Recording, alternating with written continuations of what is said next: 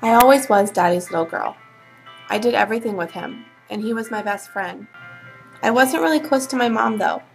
Even though we lived in the same house, it seemed like we lived different lives. It's not that we didn't like each other. I just know that I was content on where I was at that point. I never felt the need to have to be close to both my mom and dad. My family's not perfect like I once. I was completely oblivious to what was really going on between my mom and dad. From what I knew, everything was great between them.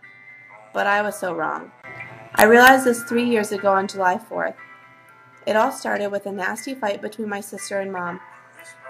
A spark ignited and automatically turned into a full-blown fireworks show. This fight ended in my parents' separation. All of a sudden, that day, things became clearer to me. Things weren't perfect at all between my parents, and this was just the finale to a much-anticipated fireworks show. That day opened up my mind to see more than just as what is on the outside, and to realize that things always lead up to something else. Explosions like that don't just happen in a split second, but take time to escalate. Although I'm sad that my parents' relationship did not work out, I'm happy for that day. I finally have a great relationship, not only with my dad, but also with my mom. If it was not for that 4th of July, I don't believe that I would have been close to my mom. Now that I look back on it, I really regret only being Daddy's little girl.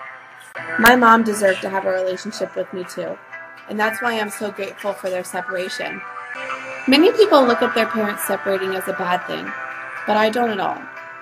I think it's one of the best things that could have happened, not only for me, but for the whole family. Not only am I happy, but so is my mom and dad. I know now that I can rely on my mom to be there for me, just as I once and still do rely on my dad. I still am Daddy's little girl, but now I'm equally Mommy's girl too.